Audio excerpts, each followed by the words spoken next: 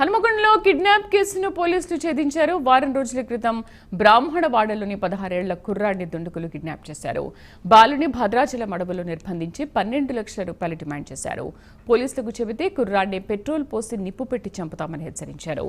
రంగంలోకి దిగిన పోలీసులు కుర్రాడిని సేఫ్ గా కాపాడారు. కిడ్నాప్ చేసిన ముగ్గురు ముఠాను అరెస్ట్ చేశారు. పరారీలో ఉన్న మరో నిందితుడి కోసం గాలిస్తున్నారు. కిడ్నాప్ ఉపయోగించిన ఆటో, పెట్రోల్ బాటిల్స్, కర్రల్ని స్వాధీనం చేసుకున్నారు. హనుమకొండ బ్రాహ్మణవాడలో ఉంటాము. మా అన్నయ్య వాళ్ళు ఇక్కడ లష్కర్ బజార్లో ఉంటారు. మా బాబు వాళ్ళ ఇంటికి వెళ్తాడు. వెళ్తే పద్మ అనే ఆవిడకి మా అన్నయ్య డబ్బులు ఇచ్చేది ఉండట.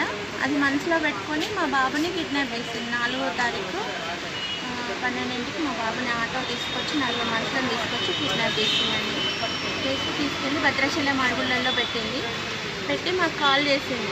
మీ అన్నయ్య గిన్నె డబ్బులు తెచ్చేయకపోతే మీ బాబుని చంపేస్తా, పెట్రోల్ పోసి తలగా పెట్టేస్తా అని బెదిరించండి. మేము వెంటనే పోలీస్ స్టేషన్కి వచ్చి హనుమకొండ కంప్లైంట్ ఇవ్వడం జరిగింది. పోలీస్ వాళ్ళు కూడా వెంటనే స్పందించి సహకరించి మా బాబుని ఆదివారం రోజు పొద్దున్నే తీసుకొచ్చి మాకు కప్పలు చేయమని పోలీస్ వాళ్ళందరికీ వెంటనే.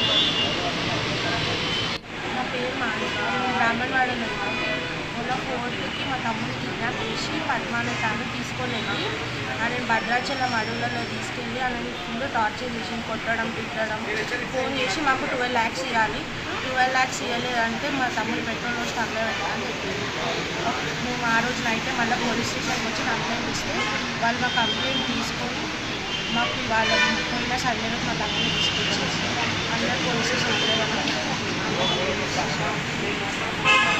నా పేరు శ్రీరాంపట్ల వంశీకృష్ణ.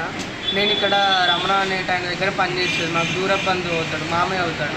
అయితే క్యారేజ్ ఇచ్చేది, డైలీ క్యారేజ్ ఇచ్చేది. నేను అక్కడ ఏమైంది, నేను మధ్యాహ్నం 11 నుంచి 12 మధ్యలో అక్కడ మాస్టర్జీ గర్ల్స్ హై స్కూల్ దగ్గర నన్ను 4 వచ్చి కిడ్నాప్ చేశారు. 2 మగోళ్ళు, 2 ఆడోళ్ళు. వాళ్ళ దగ్గర కత్తులు, పెట్రోలు, బాటలు, కర్రలు అవన్నీ ఉండేవి. అయితే పట్టుకెళ్తూనే నన్ను బెదిరించేది, తిట్టేది.